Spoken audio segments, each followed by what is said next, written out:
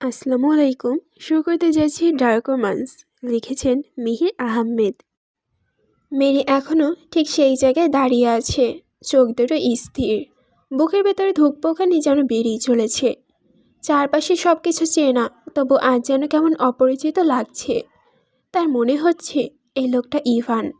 আসার পর থেকে কিছু একটা বদলে গেছে। হঠাৎ তার নাকে সেই পুরোনো গন্ধটা ভেসে এলো, একটা অচেনা অথচ গভীরভাবে পরিচিত সুবাস। যে গন্ধটা সে প্রতিদিন সকালে শুঁকতে পেত, অনুভব করত, যেন বাতাসে মিশে থাকা কোনো এক সুরের মতো। কিন্তু আজ সকালে এখানে আসার পর থেকে সেই গন্ধটা ছিল না। মেরি খেয়াল করেছিল কিছু একটা যেন হারিয়ে গেছে পরিবেশ থেকে। আর এখন ইভান ইভান ঘরে ঢোকার পরই আবারও সেই গন্ধ। তার নিঃশ্বাস ভারী হয়ে গেল। মনটা বলছে এই লোকটা হয়তো সেই গন্ধটার উৎস।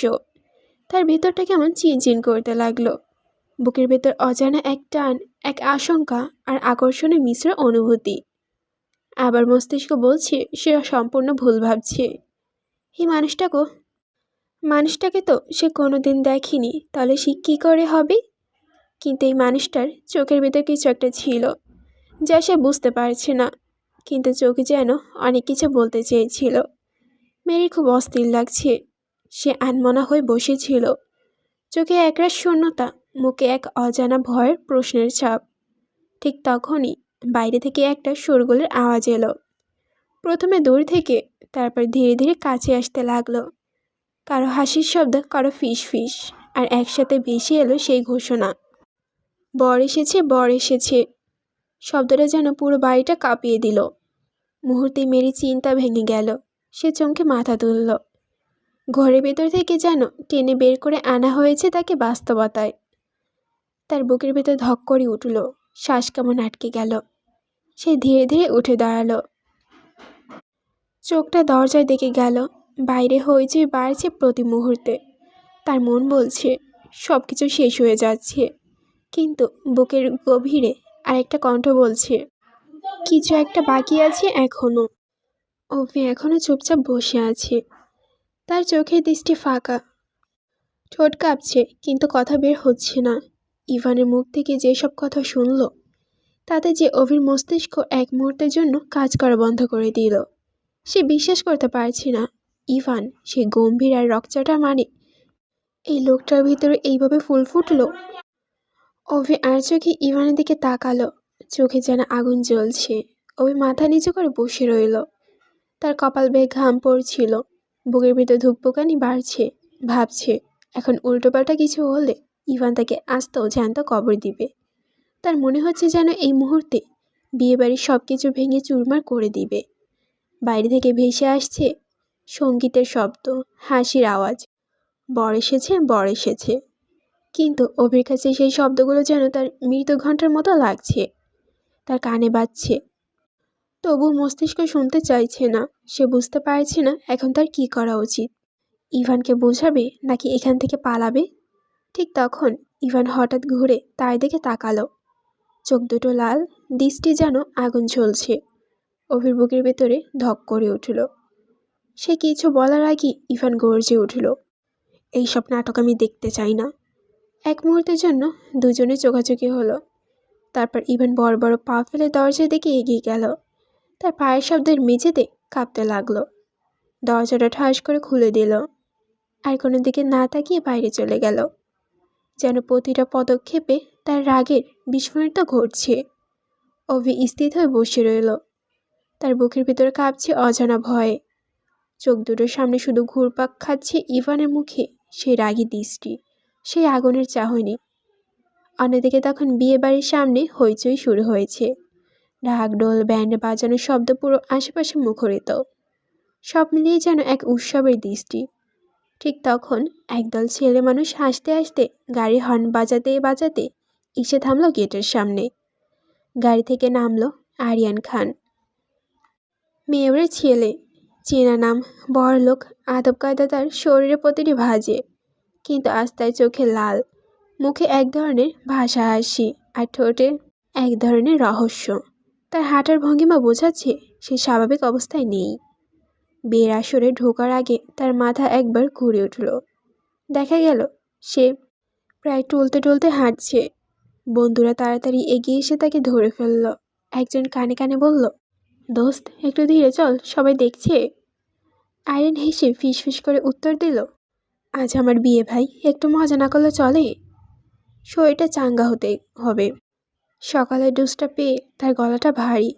সবাই ভেবেছিল মেয়ের মেয়র আজাদ খান নিশ্চয়ই আসবেন, কারণ একমাত্র ছেলের বিয়ে।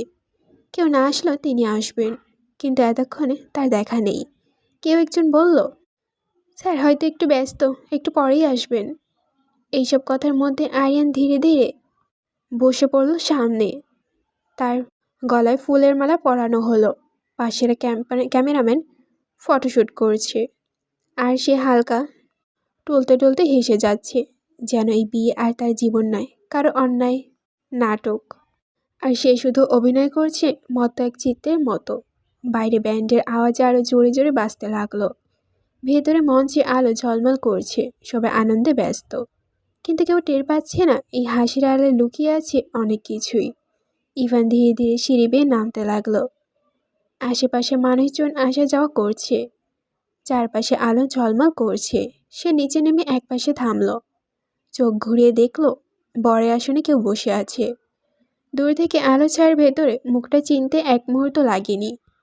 এক ঠান্ডা বাঁকা হাসি ফুটে উঠল ইভানের মুখে। মুখটা অদ্ভুতভাবে শান্ত হয়ে গেল। চোখের আগুনের শিখা নিভে গেল। সে ধীরে ধীরে এগিয়ে এলো, আর কারো দিকে না তাকিয়ে সামনে একটা সোফায় এসে বসে পড়ল। পায়ের উপরে পা তুলে শরীরটা হেলিয়ে দিল। ঠোঁটে হালকা এক বাঁকা হাসির রেখা, যেন পুরো বিষয়টা মঞ্চটাই এখন তার খেলার মাঠ।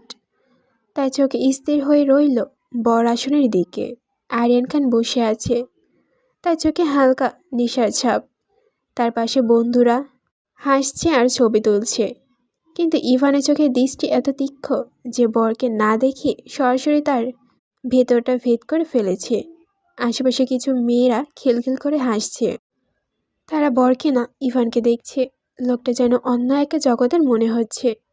গায়ের ফর্সা রং, তীক্ষ্ণ মুখবয়ব, চোখের চাহনি এমন যেন এক মুহূর্তে কারো বুকের ভেতর কাঁপন ধরিয়ে দিতে পারে।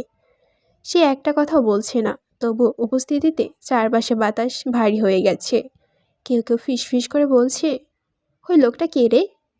সবার থেকে কেমন যেন আলাদা লাগছে। আর কেউ কেউ চুপচাপ তাকিয়ে আছে, কারণ ইভানের চারপাশে এক ধরনের অদ্ভুত আকর্ষণ কাজ করছে, যা বোঝা যায় না, তবু অনুভব করা যায়। আরিয়ান খান এখনো একবারের জন্য ইভানকে খেয়াল করেনি। কিছুক্ষণ পর কাজী চলে আসলো। এক এক করে কাগজগুলো ঠিক করতে লাগলো। কাজী বলল, সব প্রস্তুত হয়ে গেছে, কনেকে এখন আনা হোক। এই কথা শোনার সঙ্গে সঙ্গে চারপাশে হালকা একটা নড়াচড়া শুরু হলো। বয়োজ্যেষ্ঠ নারীরা উঠল ঘোমটা ঠিক করতে। আরিশা তখন সামনে দাঁড়িয়েছিল। একটু আগে তার এসে এখানে পৌঁছাচ্ছে, কিন্তু তার ভাবটা একদমই ভালো দেখাচ্ছে না। তার ভাইটাও আসতে পারল না। ব্যবসার জন্য সে বাইরে গিয়েছে, বলেছে এই 2 দিন সে আসতে পারবে না। আর এই 2 দিন কারোর সাথে যোগাযোগও করতে পারবে না। তাই তো মেরির বিয়ের খবরটা তার ভাই এখনো জানতে পারল না। সে আর তার মা বাবা চলে এসেছে। কাল আসতো, কিন্তু তার বাবার কিছু কাজের জন্য আসতে পারেনি। কাজের কথা শোনার সঙ্গে সঙ্গে তার বুকের ভেতর কেমন একটা চাপা ধকধক শুরু হলো। মুহূর্তের মাথার মধ্যে ঘুরল সব কিছু। মেরি ছোটবেলার মুখ, তার হাসি, তার সেই সরল স্বপ্নগুলো, সব কিছু যেন ভেঙে যাচ্ছে এক মুহূর্তে। সে গভীর একটা শ্বাস নিল, তারপর ধীরে ধীরে পা বাড়ালো। তার মায়ের কণ্ঠ ভেসে এলো পেছন থেকে, যাও মা, মেরিকে নিয়ে আসো। আয়েশা মাথা নাড়ালো। চোখে অল্প জল এসে গেল। হালকা করে ওড়নাটা ঠিক করে সে এগিয়ে গেল মেরির রুমের দিকে। আয়েশা তাড়াতাড়ি করে উঠেছিল। হুট করে কোথা থেকে কার সঙ্গে ধাক্কা লাগলো। নিচের দিকে টলে পড়ার সঙ্গে সঙ্গে তার শরীরটা অচেনা সামনে দিকে অচেতনে ঝুঁকে গেল। কিন্তু তা পতন দীর্ঘ হয়নি। ঠান্ডা কাদার সঙ্গে হঠাৎ থেমে গেল। কেউ সোজা করে ধরে নিল তাকে। কোমরটা আলতো করে জড়িয়ে ধরে নিচে পড়ে থেকে বাঁচালো।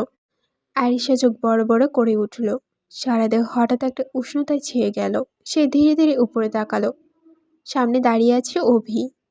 আয়েশা কিছুক্ষণ স্থির হয়ে দাঁড়িয়েছিল, তার চোখ অভির দিকে, যেন সে অভির চোখের ভেতর কিছু খুঁজছে। অভিও তাকিয়ে আছে। দুজনের মাঝে মুহূর্তের জন্য জমে আছে এক নীরবতা। আশেপাশের শব্দ মিশে যাচ্ছে, শুধু তাদের দৃষ্টি আর নিঃশ্বাসের শব্দটুকু যেন বাতাসে ভাসছে। অভি একটু হেসে মাথা কাত করে বলল, এভাবেই তাকিয়ে থাকবেন নাকি উঠবেনও একটু? আরিশা চমকে উঠল, মুখটা মুহূর্তে লাল হয়ে গেল, যেন ধরা পড়ে গেছে এমন কারোর সামনে যার চোখে সে একটু আগেও নিজেকে হারিয়ে ফেলেছিল।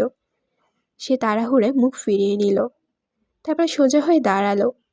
চুলগুলো কানের কাছে গুজে নিয়ে নিচু স্বরে বলল, আমি আসলে সরি। বলেই পারে দৌড়ে চলে গেল মেরি রুমের দিকে। অভি পেছন থেকে তাকিয়ে রইল, তাই চোখে মিশে গেছে একরাশ ভালো লাগা, ঠোঁটের কোণে একটু হাসি। এই মেয়ে তো মনে হয় তার দিনটাকে উল্টে দিল, সে নিজের মনে বলল। তারপর হাত দুটো পকেটে ঢুকিয়ে অভি ধীরে ধীরে হাঁটা লাগালো সিঁড়ির দিকে। চোখে হালকা হাসি, মনে একটা অচেনা নরম অনুভূতি ঘুরপাক খাচ্ছে। আর সে সেই লজ্জায় লাল মুখ, দ্রুত হাঁটার ছন্দ, সব মিলিয়ে যেন তার ভেতরে কিছু একটা আলতো করে নাড়া দিয়ে উঠল। আর সে মেরিকে নিয়ে আসতে লাগলো। ওরা সিঁড়ি দিয়ে নামতে লাগলো। নিচে নামতেই সবার চোখে দৃষ্টি একসাথে মেরির দিকে গেল। মুহূর্তে যেন পুরো ঘরটা থেমে গেল। ব্যান্ডের আওয়াজ, কথাবার্তা, হাসি, সব কিছু। মেয়েরা ফিসফিস করে বলছে, দেখছো কেমন লাগছে এখন মেরিকে? লাল বেনারসিতে যেন পরীর মতো লাগছে। বয়স্ক খালারা মাথা নেড়ে সন্তুষ্টি হাসি নিয়ে আবার আশেপাশে ছেলেদের চোখ ফিরিয়ে নিতে পারছেন। সরি। আর আশেপাশে ছেলেরা চোখ ফিরিয়ে নিতে পারছে না। মেরি ধীরে ধীরে এগিয়ে এলো। তার প্রতিটা পদক্ষেপ, পায়ের টুংটুং আওয়াজ মিশে যেন এক সুর মনে হচ্ছে। আর সে পাশ থেকে তাকে ধরে রেখেছে। মেরির সামনে তাকিয়ে আছে, হয়তো কেউকে সন্ধান করছে, হয়তো কাঙ্ক্ষিত মানুষকে না পেয়ে তার মনটা খারাপ হয়ে গেল। তাই আর না থেকে চুপচাপ নিচে নামতে লাগলো। কিন্তু হঠাৎ সবকিছু থেমে গেল। ঘরের আলো এক মুহূর্তের মধ্যে নিভে গেল। পুরো বাড়িটা অন্ধকার হয়ে গেল। সবাই দৃষ্টি একসঙ্গে সামনে টিভির স্ক্রিনে ছুটল। হঠাৎ স্ক্রিনে একটা ভিডিও চলতে শুরু করলো। ভিডিওর প্রথম মুহূর্তগুলোতে দেখি মানুষ হা হয়ে আছে। ভিডিওতে দেখা যাচ্ছে আরিয়ান খানকে, যাকে সবাই চিনে। সে অন্তরঙ্গ অবস্থায় আছে একটি মেয়ের সাথে। দুইজনে প্রায় নগ্ন। তার মুখের অভিব্যক্তি, চোখের দৃষ্টি, শৈলে ছোট ছোট নাড়াচাড়া, সব মিলিয়ে একটা প্রকাশ্য, এতটা ব্যক্তিগত যে কেউ এক মুহূর্তেও চোখ ফিরাতে পারছে না। মানুষের চোখে যেন অবাক হয়ে স্ক্রিনের দিকে আটকে গেছে। কেউ শ্বাস নিতে পারছে না। বড়রা বাচ্চাদের চোখ বন্ধ করে রেখেছে। কারো মুখে কোনো রকম হাসি, কারো আওয়াজ, কথার ঢোকের শব্দ কিছু নেই। আরিয়ান সেই মুহূর্তে স্থির হয়ে দাঁড়িয়ে রইল। চোখ বড় হয়ে গেছে, মুখে চিন্তার ছাপ। তার দেহটা হঠাৎ টলমল করছে। পায়ের নিচ থেকে যেন মাটি হারিয়ে গেছে। সে চোখ ফেরাতে চাচ্ছে, কিন্তু চোখের স্ক্রিন থেকে সরাতে যাচ্ছে না। তার সব বন্ধু একবার স্ক্রিনের দিকে তাকালো, আর একবার আরিয়ানের দিকে তাকালো। তারপরও কিছু বিশ্বাস করতে পারছে না। এই ভিডিও কিভাবে এখানে আসলো? মেরি আরিশাকে এক পাশে রেখে সবার দিকে একবার তাকালো, তারপর আবার স্ক্রিনের দিকে। চোখে বিস্ময়, মুখ হতবাক। কিন্তু এই ভিডিওর প্রতি মানুষের মনোযোগ যেন এক মুহূর্তের জন্য দৃষ্টি করেছে। আরিয়ান মুহূর্তের মধ্যে তার নিজের গলার মালাটা টেনে ছিঁড়ে ফেলল। তার চোখে তখন স্ক্রিনের দিকে স্থির ছিল। তার চোখ দেখে মনে হচ্ছে ক্রোধে আগুন জ্বলছে। হাত কাঁপছে, মুখ লাল, শরীরে প্রতিটা রেশ যেন রাগে জমে উঠেছে। সে তৎক্ষণাৎ সামনে এগিয়ে গেল টিভি স্ক্রিনের দিকে। একটা চেয়ার নিয়ে সেটাকে সমস্ত শক্তি দিয়ে স্ক্রিনে ছুঁড়ে মারল। চেয়ারটা ভেঙে গেল, টুকরো টুকরো হয়ে ছড়িয়ে পড়ল মেঝেতে। টিভিটা ভেঙে নিচে গড়িয়ে গেল, আর স্ক্রিনে থাকা সেই ভিডিওটা অফ হয়ে গেল। সাথে সাথে ঘরে সব আলো জ্বলে উঠল। সবাই চমকে তাকিয়ে আছে আরিয়ানের দিকে। আর মেরির বাবা নুরুল আলম মাথায় হাত দিয়ে বসে আছে। সে কোন ছেলের সাথে মেয়ের বিয়ে দিতে যাচ্ছে? সে যে ছেলে অন্য মেয়ের সাথে, ছি ছি। আশেপাশের মানুষ নানান ধরনের কথা বলতে লাগলো। সে নাকি লোভে পড়ে মেয়েকে এমন জায়গায় বিয়ে দিচ্ছিল। মানুষের এই কথা শুনে যে আরো ভেঙে পড়েছে সে তো তার মেয়েকে এত তাড়াতাড়ি বিয়ে দিত না। কিন্তু সেদিন আজাদ খান নিজে তার বাড়িতে এসে বিয়ের প্রস্তাব দিয়ে যান। সে তখন বলেছে যে এখন মেয়েকে বিয়ে দিতে চান না। তখন আজাদ খান তাকে নানানভাবে বুঝিয়েছেন তার ছেলেটা নাকি মেয়েকে অনেক ভালোবাসে। তাকে না পেলে সে আত্মহত্যা করবে, এমন এমন হুমকি দিয়েছে। তাই তো আজাদ খানের একমাত্র ছেলের জন্য এখানে এসে বিয়ের প্রস্তাব দিলেন। নুরুল আলম দ্বিধা করেননি। সে তো চেয়েছিল মেয়েটা একটু সুখে থাকুক, কিন্তু এই ছেলেটা যে এমন জানোয়ার হবে সে তো জানতো না।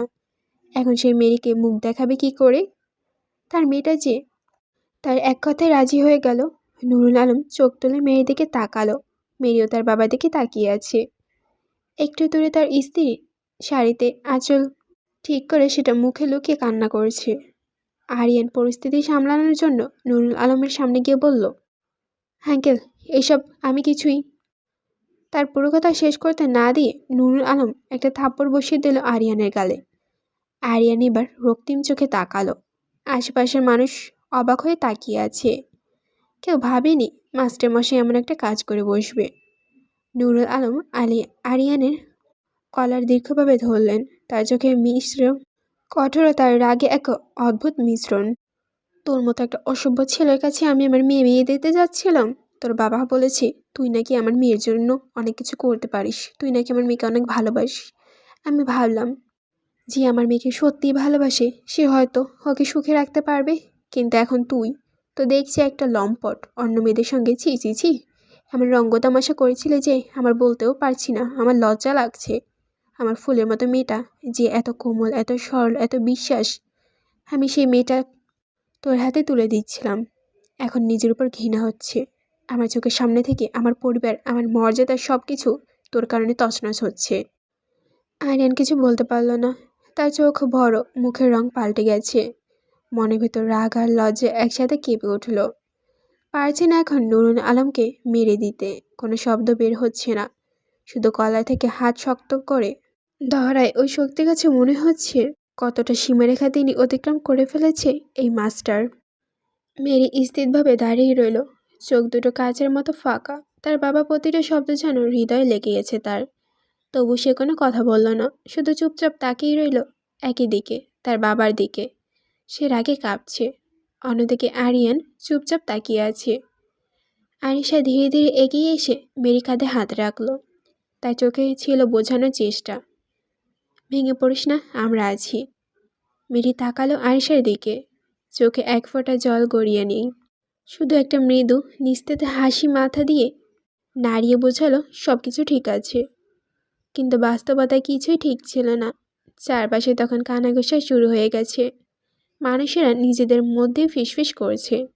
কেউ কেউ মুখের ওপর বলে দিচ্ছে, মেয়ের ছেলে হয়ে এমন কাজ, ছি ছি। বড়লোকের ছেলেরা এমনই হয়, বাইরে ভদ্র আর ভিতরে মেয়ে নিয়ে কুর্তি ফুর্তি, ছি। এই ছেলের মুখোশ আজ খুলে গেছে, সবাই দেখুক আসল চেহারা। কেউ ফোনে ভিডিও দেখাচ্ছে, তখন আরিয়ান ফ্রেন্ডরা সবাই এই দিকটা সামনে নিল। অন্য তো আবার যেই সেই লজ্জাজনক দৃশ্যটা মুছে গেলেও মনে গেঁথে রয়েছে। কারো মুখে ঘৃণার ছাপ, কারো চোখে অবিশ্বাস, কিন্তু সবচেয়ে বেশি ছিল কটাক্ষ, যা সরাসরি গিয়ে আঘাত করেছিল আরিয়ানের আত্মসম্মানে। তার এত বড় ক্ষতি কে করেছে, তাকে সে ছাড়বে না। আর সব থেকে বড় কথা, তার বিরোধী হয়ে কে এমনভাবে দাঁড়ালো, তাকে তো দেখে নিবে, তার জীবনের প্রতিটা রং মুছে দিবে। আগে এখানের সবগুলোকে ঠিক করে নিক। আরিয়ান দাঁতে দাঁত চেপে নিজের রাগ গিলছে। মনের ভেতর আগুন জ্বলছে, কিন্তু এখন কিছু বললে অবস্থাটা আরও বেশি খারাপ হবে।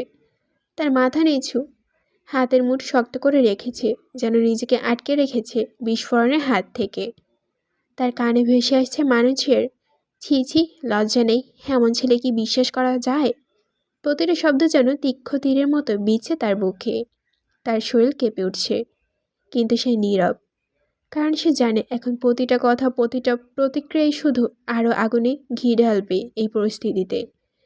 এইদিকে এত কিছু হয়ে গেল, কিন্তু ইভান আর অভি নেই। সোহাগ হোসেন গিয়ে বন্ধুর থেকে ভাইয়ের মতো মানুষটার গলা জড়িয়ে ধরল। তাদের দুজনের সম্পর্ক শুধু বন্ধুত্বের সীমানা ছিল না, ছিল এক গভীর আত্মসম্মান, এক আত্মার বন্ধন। কলেজের জীবন থেকে শুরু থেকেই তারা একে অপরের ছায়াসঙ্গী ছিল। একসাথে ক্লাস, একসাথে ক্যান্টিন, চা আর রাত জেগে ভবিষ্যতে স্বপ্ন দেখা, সবটাই তারা ভাগাভাগি করে নিয়েছে। তখন সোহাগ আকলিমাকে ভালোবেসে বিয়ে করে ফেলে। অন্যদিকে তার প্রিয় বন্ধু শালি রোকসানাকে বিয়ে করে। মনে হয়েছিল এইভাবেই তাদের সম্পর্ক আরও মজবুত হবে। দুই পরিবারের দুই বন্ধু যেন একেবারে পরিপূরক।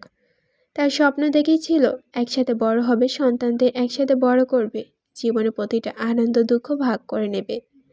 কিন্তু সময়ের সাথে সাথে জীবনের বাস্তবতার দায়িত্ব কিছুটা দূরে সরিয়ে দিয়েছে। সে দিল সামান্য একটা অফিস, আর তার বন্ধু হলো মাস্টার। নুরুল আলম তার বন্ধুর দিকে তাকালো। কথা কম হোক, কিন্তু বিপদে সবসময় এই মানুষটা তার কাঁধে হাত রাখে। বিয়েবাড়ি ধীরে ধীরে একটা গুঞ্জনে ভরে উঠল। মুখে কথার রেশ, চোখে সন্দেহ। কেউ খোলা কণ্ঠে বলছে, কেউ ফিস করে বলছে, এখন মেরিকে বিয়ে করবে কে? এই প্রশ্ন ঘুরপাক খাচ্ছে সব দিকে। অনেকে নানান কথা বলতে লাগলো। এইভাবে বিয়ের আসর থেকে বিয়ে ভেঙে যাওয়া, এটা শুধু একটা যুগল কাহিনী নয়। আমাদের সমাজে প্রত্যেকটা সম্পর্ক মান ও অসম্মানের ওপর ভিত্তি করে প্রশ্ন তোলা। লোকেরা ফিস করে বলল, এই মেয়েটার এখন কি হবে? কিন্তু কেউ কি ভেবে দেখবে যে বিয়েটা ভেঙে গেছে, জীবনটা শেষের কথা নয়। কিছু হওয়ার আগে তো মেয়েটার জীবন বেঁচে গেল, কিন্তু এটা কারো ভাবার সময় নেই। তারা বাড়ি জুড়ে শুধু কটাক্ষ করছে, কথাগুলো ছড়িয়ে পড়েছে, গুজব চলছে। কিন্তু এটা কি শেষ কথা? মনে হয় না। সমাজ বদলাতে সময় লাগে, ঘাত প্রতিঘাত ঘনিয়ে ওঠা, কিন্তু সেই বদলের সূচনা হয় ঠিক এক ধরনের ক্ষুদ্র প্রতিবাদ থেকেই। একজনে বলল, না, ওর জীবন শেষ নয়। মেয়েটা তো ভাগ্য ভালো ছিল, বিয়েটা হয়নি। সমাজে অনেক সময় একা পাহাড়ি খোরকের মতো নিজেকে খেতে খেতে অন্যদের পেটে খালি করে দেওয়াই তাদের আনন্দ। তারা তাদের দিনের কাজ নয়, অন্যের জীবনের নাটক দেখে দিন কাটায়। কৌতূহল আর বিদ্রুপ ভরে আছে। ভাবতে শেখা না, কিন্তু নিজে তৈরি করা যায়, বরং শেখে কিভাবে কারো নামে কলঙ্কিত করা যায়, কথা দিয়ে আঘাত করা যায়। মেরুদণ্ড সিদ্ধান্ত নিয়ে তারা ভেঙে দেয় জীবন, সামাজিক পুঁজি। মনে করে তারা মানুষের সম্মান, সম্পর্ক, ব্যক্তিগত সব মজার কাহিনী। আকলিমার চোখে জল পড়ছে। তার ছোট বোন তাকে সান্ত্বনা দিচ্ছে। বড় বোনের ছোঁয়া পেয়ে রোকসানা বেগম আর কান্নায় ভেঙে বলল। আজাদ খানের কাছে ছেলের এই অন্তরঙ্গ ভিডিওর কথা পৌঁছে গেল। সে ড্রাইভারকে বললে তাড়াতাড়ি গাড়ি চালাতে বলল। তাকে ওইখানে গিয়ে আগে সব কিছু নিয়ন্ত্রণ করতে হবে, না হলে যে তার অনেক বড় লস হয়ে যাবে। হয়তো সবাই তাকে তার ছেলের জন্য মেয়র পদ থেকে পদত্যাগ করতে বলবে। সে কিছুতেই এগুলো হারাতে চায় না। গাড়ি থেকে নেমে ধীরে ধীরে বিয়েবাড়ি প্রবেশ পথে এসে দাঁড়িয়েছে সে। তার কণ্ঠ ভারী, হাঁটার ভঙ্গিমা, সব মিলে এক অজানা ক্ষমতার আভা ছড়িয়ে পড়ল যেন মুহূর্তে চারপাশে। লোকজন অটল হয়ে তাকিয়ে আছে। ক্যামেরাম্যান, ফ্ল্যাশ, ফিস কৌতূহল, সবকিছু যেন হঠাৎ থমকে গেল। সে চোখে আগুন জ্বালিয়ে হলের ভিতরে ঢুকল। তার মুখে ক্রোধ আর আতঙ্ক দুটোই মিশ্র অনুভূতি। আজাদ খান ঢুকতে আর কিছু ভাবল না। তার চেহারা কাঁপছিল ক্রোধে, পদক্ষেপগুলো ছিল কঠোর। সবাই স্তব্ধ। মুহূর্তের মধ্যে সে সামনে গিয়ে দাঁড়িল এবং সবার চোখের সামনে অদ্ভুত এক স্ফোরণ ঘটিয়ে আরিয়ানকে টেনে একটা শক্ত থাপ্পড় দিল। থাপ্পড়টা কেবল গালে নয়, যেন বিয়েবাড়ির সকলের গালে পড়ল। এক মুহূর্তের জন্য সবাই স্থির হয়ে গেল, শুধু চুপচাপ দেখে গেল। মুখ থেকে আর কারো কোনো কথা বের হলো না। আরিয়ান নিজে বাবার দিকে তাকালো। আজাদ খানের চোখে ছিল কড়া, তীক্ষ্ণ চাহনি। সে নিজের ছেলের দিকে তাকিয়ে কিছুক্ষণের একটা ইশারা বোঝালো। হয়তো আরিয়ান তার বাবার ইশারা বুঝলো, তাই আর কিছু বলল না। আজাদ খান কণ্ঠ কড়া করে বললেন, তোর লজ্জা নেই? তুই আমাকে বলেছিলি মেয়েটাকে তুই ভালোবাসিস, বিয়ে করতে চাস, আর এখন অন্যটা মেয়ের সঙ্গে এভাবে? ছি, কি লজ্জার কাজ। তার কথায় বিয়েবার সবাই চুপ। কারো কোনো কণ্ঠ শোনা যায়নি। সবাই দেখছে, শুনছে। আজাদ খান কথাগুলো বলতে বলতে চোখ নামিয়ে নিলেন। তিনি মেরির বাবার সামনে এসে হাত জোর করে বললেন, আমার ছেলের ভুলের জন্য আমি মাথা নিচু করছি। আমায় ক্ষমা করুন ভাই। আমি জানি এটা কোনো ছোট ঘটনা নয়, এটা একটা পরিবারের সম্মানের প্রশ্ন, কিন্তু আমি অনুরোধ করছি, আপনার মেয়েটাকে আমার ঘরের বউ করে নিয়ে যেতে দিন। আমি প্রতিশ্রুতি দিচ্ছি, আমার বাড়ির বউ হিসেবে তাকে সেই মর্যাদা, সেই সম্মান আমি নিজে দেব। আপনার মেয়ের উপর কোনো কেউ কথা বলতে পারবে না, এবং আরিয়ান নিজেও না। সবাই তখন নিঃশব্দ। ঘরে আলো। মেরির বাবার মুখের ফ্যাকাশে হয়ে গেছে, চোখের জল কণ্ঠ ভারী দেখা যাচ্ছে। তিনি নিচের দিকে তাকিয়ে আছেন, যেন ভেতরে যুদ্ধ থামাতে পারছেন না। আজাদ খান আবারও বললেন, আমি জানি আপনি কষ্ট পেয়েছেন। আপনার পরিবারের মান সম্মান আজ সবাই শুনেছে দেখেছে। এই সব কিছুর জন্য আমার ছেলে দায়ী। কিন্তু যদি এই বিয়ে ভেঙে যায়, আপনার মেয়েকে অনেক কথা শুনতে হবে। আমি আবারও প্রতিশ্রুতি দিচ্ছি, সে আজ থেকে আমার মেয়ের মতো থাকবে। নুরুল আলম চুপচাপ দাঁড়িয়ে শুনলেন। আজাদ খানের কথাগুলো তিনি মন দিয়ে শুনছিলেন। ঘরে এক মুহূর্তের জন্য নিস্তব্ধতা নেমে এলো। সবাই তাকিয়ে আছে দুজনের মুখের দিকে। হঠাৎ পাশ থেকে সোহাগ হোসেন এগিয়ে এলেন। তার চোখে রাগের আগুন, গলা কাঁপছে। আপনি কি ভেবেছেন আজাদ খান? আপনার ক্ষমতা আছে বলে যা খুশি তাই করবেন? তার কণ্ঠের প্রতিটা শব্দ যেন ছুরি হয়ে কেটে বাতাসে ভাসছে। আপনার এই লম্পট ছেলের কাছে আমার মেয়েকে আমি দেব? অসম্ভব, একদম অসম্ভব। ঘরে মানুষ হতভম্ব হয়ে তাকিয়ে আছে সোহাগের দিকে। তার মুখের রক্তে মতো ফুটে উঠেছে রাগ। সে আবার বলল, আপনারা এখন এই মুহূর্তে আমার বাড়ি থেকে বের হয়ে যান। আমাদের মেয়ের দিকে আর নজর দেবেন না। আর প্রয়োজন পড়লে আমরা আমাদের মেয়েকে আজীবন ঘরে রাখবো। কেউ তাকে বিয়ে করতে না আসুক, কিন্তু আপনাদের মতো লোকের হাতে কখনোই তুলে দেব না। তার কথা সবগুলো প্রতিধ্বনিত হলো ঘরে। একটা ঝড়ের মতো যেন নেমে এলো নীরবতা। আজাদ খান চোখ নামিয়ে নিলেন। আর তার পেছনে দাঁড়িয়ে থাকা আরিয়ানের মুখের কোনো রং নেই। এত অপমান সহ্য করতে পারছে না। শুধুমাত্র তার বাবার কথা ভেবে সে এখনো চুপ করে আছে। না হলে এখানে এতক্ষণে হয়তো তাণ্ডব শুরু হতো। মেরি চুপচাপ দাঁড়িয়ে আছে। তার চারপাশে মানুষের কোলাহল, কানাঘুষে চোখের দৃষ্টি, সবকিছু যেন একসাথে মিলেমিশে গেছে এক ভয়ানক নিস্তব্ধতায়। সে কিছু বলছে না, শুধু স্থির চোখে তাকিয়ে আছে তার বাবার দিকে। নুরুল আলম ধীরে ধীরে তার দিকে এগিয়ে এলেন। তার মুখে ক্লান্তির ছাপ, চোখে অশ্রু জমে আছে, কিন্তু কণ্ঠ দৃক্ষ। মেয়ের সামনে এসে তিনি এক মুহূর্তের জন্য তাকিয়ে রইলেন। তারপর আলতো করে মেয়ের মাথায় হাত বুলিয়ে দিলেন। আমাকে ক্ষমা করে দে মা। তার কণ্ঠ কাঁপছিল, কিন্তু তবুও ভরাট। আমি হয়তো তোর জীবনের সিদ্ধান্ত নিজের মতো করে নিয়ে ফেলেছি, কিন্তু একটা ভুলের জন্য এটা মনে করিস না তোর জীবন শেষ। না মা, আমি ভুল করেছি। তিনি একটু নিঃশ্বাস ফেললেন। চোখে কোনো কিছু পড়েছে এমন ভাব করে চোখটা মুছে নিলেন। বিয়ের আগে সব কিছু জেনে গিয়েছি। তোর জীবনটা বেঁচে গেল মা, কিন্তু এখন বুঝছি আল্লাহ যা করেন ভালোর জন্যই করেন। তাই কথাগুলো শুনে মেরি হাসলো। চোখে জল গাল বেয়ে গড়িয়ে পড়ল, কিন্তু সে তবু হাসার চেষ্টা করলো। বাবার হাত দুটো নিজে হাতে ধরে বলল, বাবা আমি ঠিক আছি। ওই জানারটা যে ভালো না সেটা আমি আগে থেকেই জানি। নুরুল আলম মেয়েকে বুকে টেনে নিলেন। তার মেয়ে যেন তার সব কিছু। তার মেয়ে এইসব জেনেও তাকে কিছু বলল না। শুধু তার কথা ভেবে তার মেয়ে রাজি হয়ে গেল। সে নিজে একজন মাস্টার হয়ে কেবল এই জিনিসটা মেতে নিতে পারছে না, তার এত বড় ভুল। ঘরের চারপাশে তখন নিস্তব্ধতা নেমে এসেছে। শুধু এক বাবার বুকের ধুকধুক আর এক মেয়ের নীরব কান্নার শব্দ মিশে গেছে সে ভারী বাতাসে। মেরি তার বাবার বুকে মাথা রেখে আনমনে বলতে লাগলো, পুরুষের শরীরে কখনো কলঙ্ক লাগে না। সমাজ তাকে চিরকাল পবিত্র বলে মানে। কলঙ্ক বোঝে শুধু নারী, নারীর কাঁধে লাগে।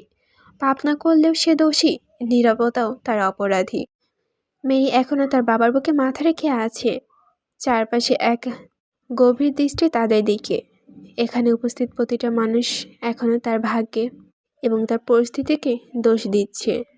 তারা বলছে তার ভাগ্যই খারাপ, কিন্তু মেরি মনে করে এক অদ্ভুত হাসি যা তার সব কিছু বদলে দিতে পারে।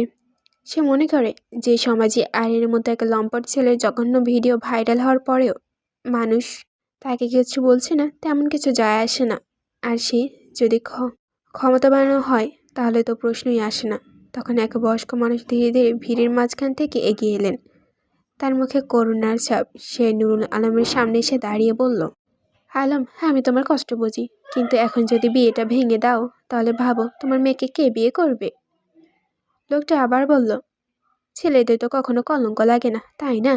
আজ এই ছেলের ভুল হইলেও কাল সবাই ভুলে যাবে, কিন্তু তোমার মেয়েটার নামটা রটে যাবে। হয়তো গিয়েছেও। ওই মেয়েটা না বিয়ে ভেঙে গেছিল, সমাজে এটাই মনে রাখবে আলম।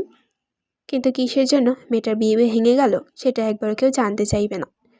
নুরুল আলম চোখে জল টলমল করছে। তিনি চুপচাপ দাঁড়িয়ে আছে, মেয়ের মাথার উপর হাত রাখছে।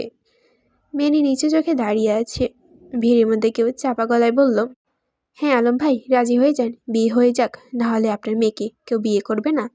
যখন সোহাগ যখন সোহাগ হোসেন কিছু বলতে যাবেন, তখন কারো গম্ভীর কণ্ঠ ভেসে আসলো, আরিও না, তাকে আমি বিয়ে করব, সে শুধুমাত্র আমার বউ হবে, অন্য কারো না।